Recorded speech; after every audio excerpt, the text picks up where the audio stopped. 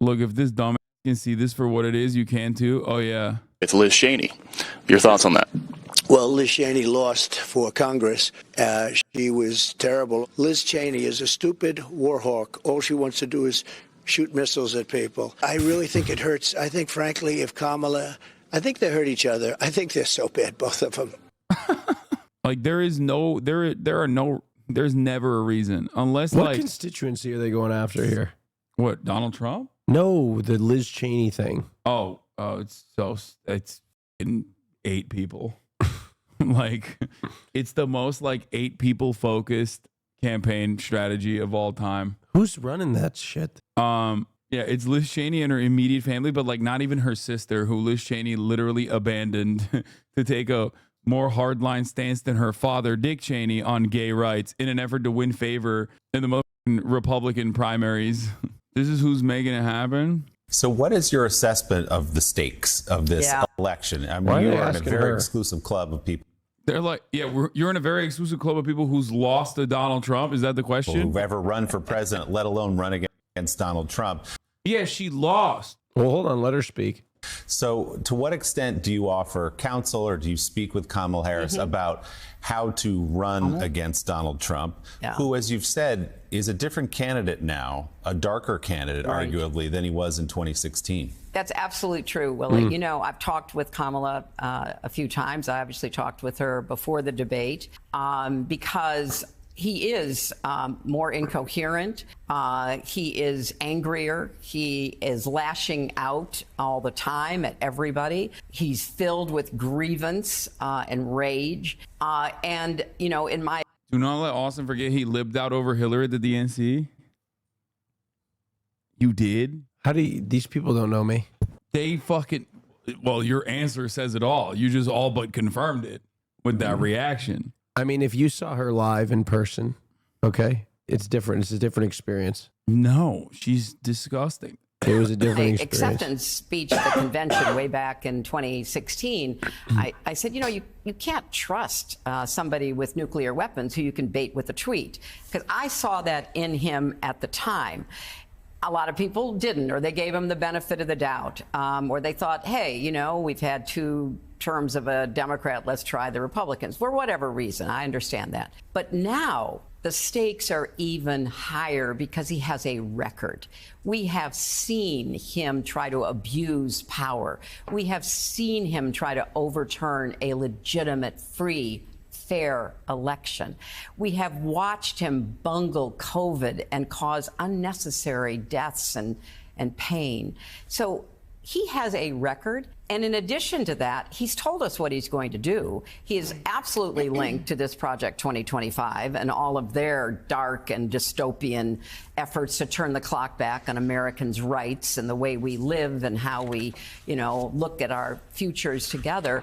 And he has a long rhetorical record now of making it very clear. I will never forgive Donald Trump for not locking her up after saying he was going to do that. And I think Republicans are pussies for not demanding more from their candidates. Okay. He kept saying, lock her up, and then never did. Well, then he walked it back and said he never said that. Yeah. And then now he lies. I never said that. I never did. Yeah. Now he lies about it because he's such a goddamn coward. I never said lock her up. I really didn't. Clear that he would be unaccountable if he were ever near the White House again. This is like Starmer bringing out Tony Blair and praising Thatcher only appeals to weird right-wing freaks in the party. Yeah.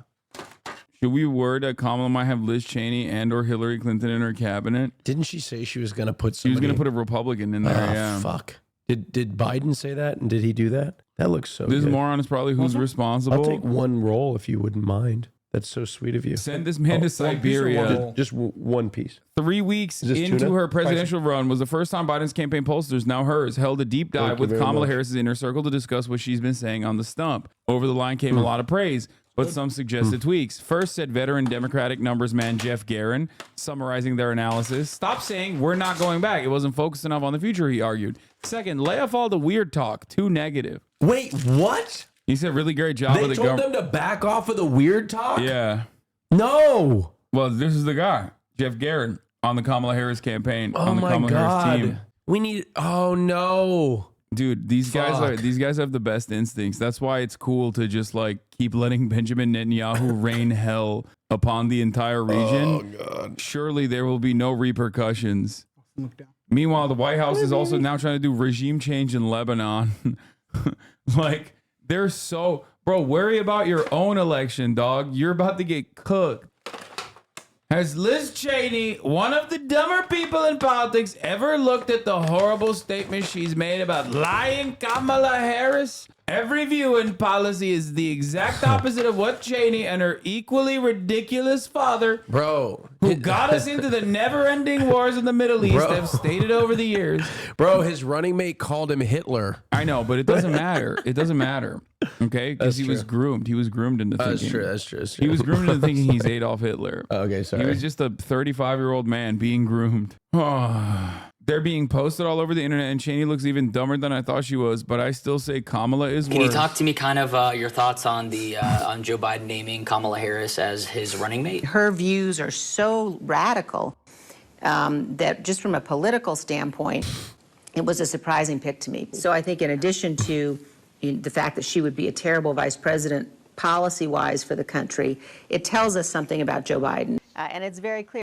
It's so funny because nobody likes the Cheneys. Dick Cheney's approval rating on his way out by the end of his second term was 13%. Yeah. Dick Cheney is roundly despised by people who remember him. Most people don't even know who the fuck he is. Okay. But the people that do know who he is hate him. And this does not just mean Democrats. 13%? Republicans as well. Like, everybody understands what Dick Cheney did.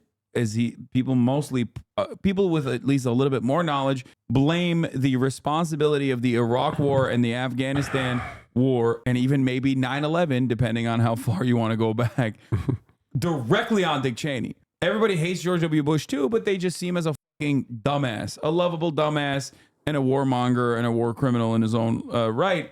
But Dick Cheney is the mastermind behind the operation. The reality of the matter is, like, he also shot his friend. Yeah, he did, and then the guy apologized to him. But like, it's crazy because sorry for getting in the way. He is such an evil piece of shit. Okay, such an evil fucking piece of shit. Litany of war crimes. Actively defended torture after he got out of office. Still continues to defend torture to this day.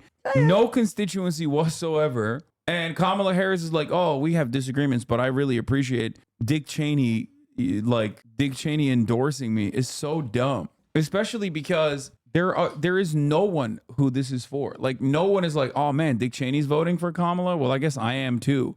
Like, that's not a thing that people think. There's no Republican out there who thinks this way. Clear. She is a radical liberal. She's somebody that has said we ought to spend $32 trillion on Medicare for all.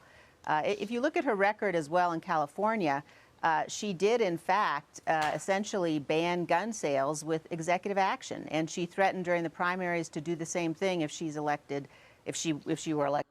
Like, how do you not understand Dick Cheney endorsing Kamala Harris is like a reverse endorsement? What do I mean by this? It's like all of the, oh yeah, we've watched this already.